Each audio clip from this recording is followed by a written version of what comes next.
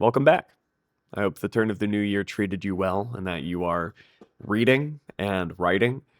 I have a few larger projects coming down the pike, but there are so many things I want to talk about here, and those thoughts are piling up, so I figured I would start tackling them a little more extemporaneously. So, my dad died in December.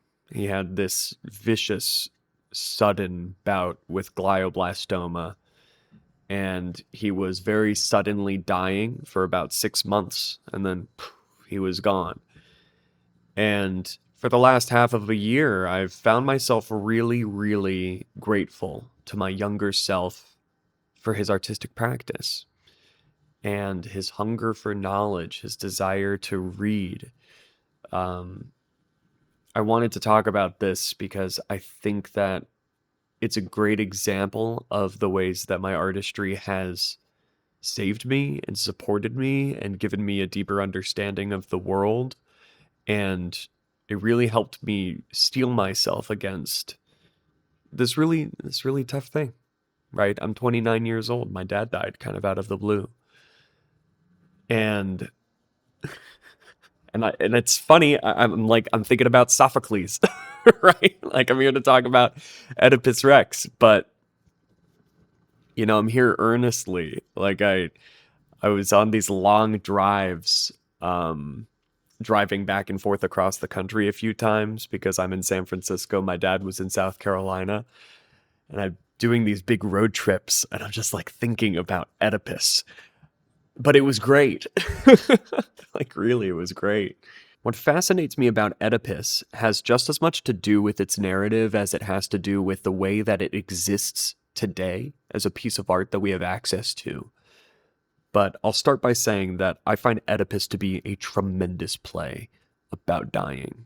Dying, as Sophocles describes it, is stunning and hideous. The previous king of Thebes, Laius, he's been murdered, and the murderer is hiding somewhere in the city itself.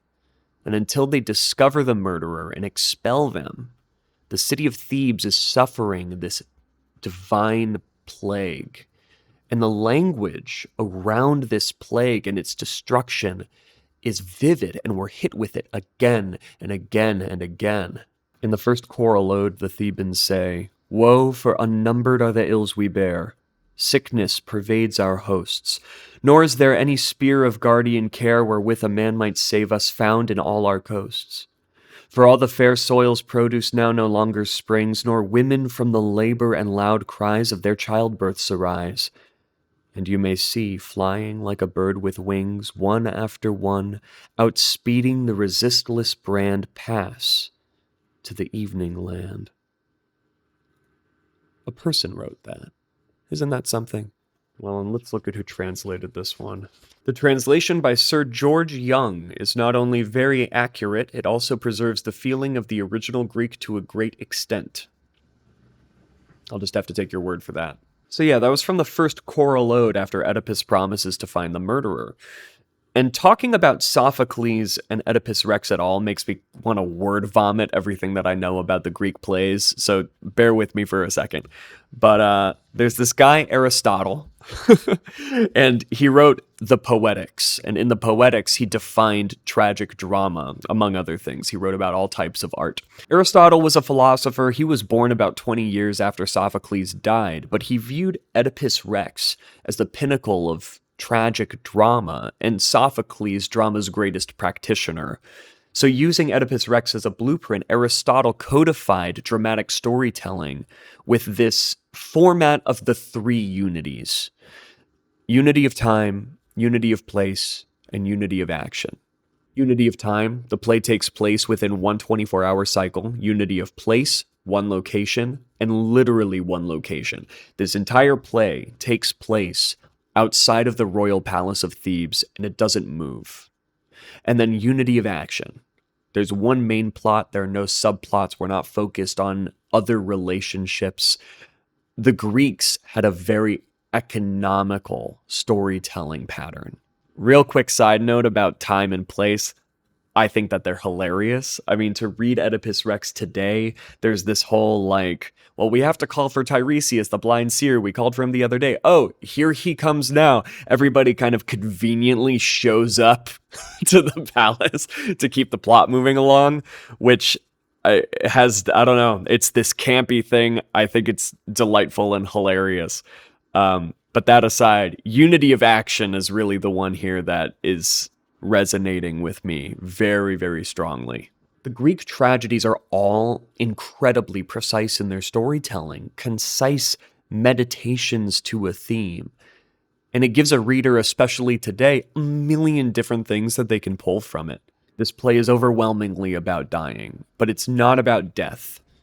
The Thebans and Oedipus, they do not get the relief of death. Instead, Sophocles gives us these vivid, visceral descriptions of dying over and over and over again. This play is also about the nature of truth, who people are versus who they say they are, how revealing the truth in various ways is dangerous. There's a truth with death that isn't present while dying.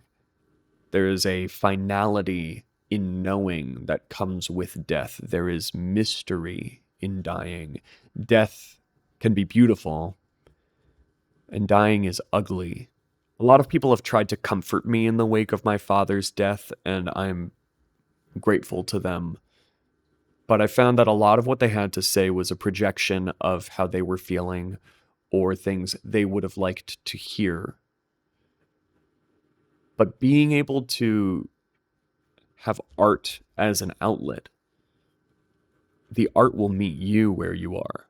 I just find it fascinating that Sophocles codified the thrust of dramatic tragedy 3,000 years ago, and here I am finding solace in it in the wake of my father's death, like I'm one of the acousmatikoi in the auditorium of time.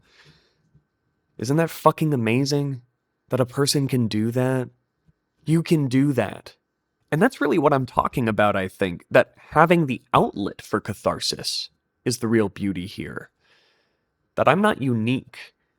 That humanity has experienced grief longer than we have had writing, but the grief has always looked the same. We live at a time where earnest engagement with the arts feels really rare. Media consumption looks a lot more like fanaticism than it looks like scholarship. Anti-intellectualism is on the rise. Nobody knows how to fucking read. But engaging with the arts gives you the vocabulary you need to navigate this world. And your own artistic creation, then, applying that knowledge, is the practice of sculpting who you are within that world. And I'm not trying to put artists on a pedestal. This isn't gatekeeping self-actualization through artistry.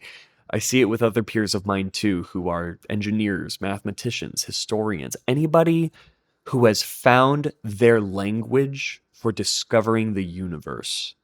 The things that connect us, though, artist or not, are that we are highly disciplined and that we are hungry for knowledge. I'm grateful every day to the past me for his curiosity, for his artistic work, for reading. I'm working through this saga of death holding the keys to catharsis. I have a lot to think about, and you'll see it in my work. But I think I have very little to grieve because I don't feel alone. And how could you feel alone? There are centuries and centuries and millennia of stories to find yourself in. And I want to be part of that. So I'm going to get back to writing.